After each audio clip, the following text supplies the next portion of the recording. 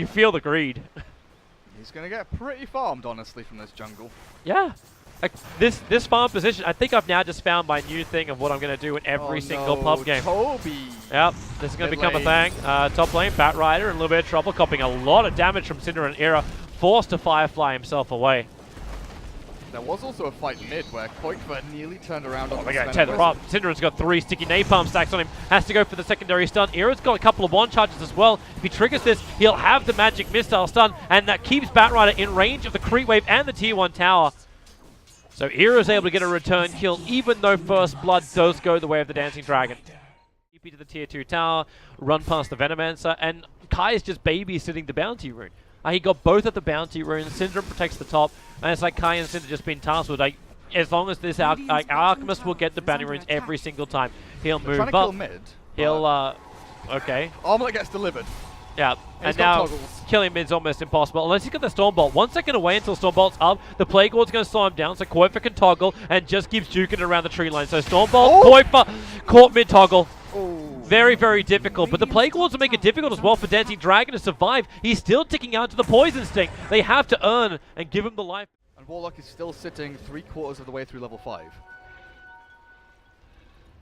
He's just desperately leeching experience wherever he can. This Alchemist keeps burning, like, TPs to get the bounty runes every single time. Hello, Tether in. They bring in Sven. Cinderin's already down, so they're going for more. Up towards Trixie. Stormbolt hits and connects on Era, so Trixie has to create the wall. Cause the chaos underneath the tower. I think Era's really... Oh, okay. He swapped him out. It's Strand /strike there. Cancelling the relocate at the last moment. So Sven becomes the trade-off for Syndra. Okay, and he has kind of been the hero that was let go in this draft. Hani was given a lot of space, but Hani's the one aiming towards the mech. He's the one that's going to be that sustaining team guys. They've had enough of this. Syndra is not allowed to farm. That's the only guy they can kill, though. Like, they've just been killing... What's Sin's KDA? But Kai is going to put a Plague Ward in the tree lines in just a second. Okay, no, he puts it to the left. Warlock's holding 2 points. So he could go double Fatal Bonds here, or... It would make sense, especially when the stun begins. The Rock will connect, and no Fatal Bonds points just yet. They relocate in. They're going after Syndarin with that relocated Sven.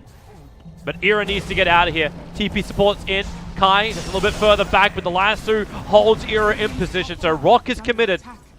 They do relocate out. This is definitely a meanwhile to Raddy, but this is pretty damn good. This is pretty bloody good. Swap and they go again. There's no Rock available this time around. Animation needs to blink, but he'll tick. The poison's on him. Hani will find that kill, and with the catapult behind them, with Era pushing him with 4 points up with the Vengeance Aura. Batrider, which is just like raw initiation. So maybe this game Hani considers a Veil after this Crimson Guard. Got a fair amount of magic damage. Veil's always... Relocate's on the way. They go in towards the middle lane. The Vac wall, Steph as well as Ida being caught inside that one. And Trixie, TP out. The Rock has to be dropped to cancel his TP scroll. It's a big, heavy commitment, but they should be able to take a tier 1 town for it. Meanwhile, Hani is going to solo kill the Io. With the Gale connecting on him, there's more than enough slow, and Io just doesn't have the regeneration to survive this.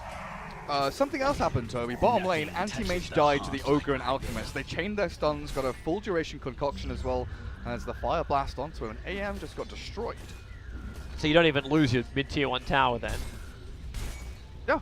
I mean, that fight looked good for the Radiant, right? They dropped their ultis, they got a couple of kills, they cancelled TPs, they stopped the retreat. Right, we've done it. We've won a team fight. And then you lose 2 heroes in 2 separate locations at the same time, and you're like, well, overall... Yeah. Quite possible. But the contest didn't work. /strike is almost dying right now. Being ripped apart, Nero swaps him back into the middle of the fight. The Shadow Word can't repair that kind of damage. And then you even get a copy of the Anti-Mage Shrine. Must be triggered. As the Plague Wars and qojqva, like, none of NiP are out of position. The Fatal Bonds will connect. So there's 4 heroes tied together with the Alchemist caught in the middle of it all. But with the stuns going out, the Plague Wars taking /strike out of the fight. He's being kited to no end. And Batrider, even on the run, the Radiance Burn may kill him at this point. This game looks over. Like, it already looked over to start with, but qojqva is just ultra killing them underneath, almost a fountain. GG it out. 24 minutes and we're back on schedule. They're trying to chase him back into their own fountain. qojqva just turns and slaps him down with the big old swords. The Butcher's Cleavers and NiP. That puts them in a pretty good spot.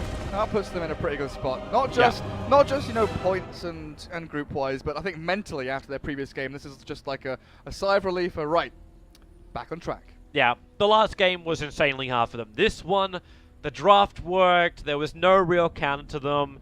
They got to play their comfort zones, and it was just a rolling through the motions. He hit 1,000. He actually got 1 kg. Let's flag it up. 1,011.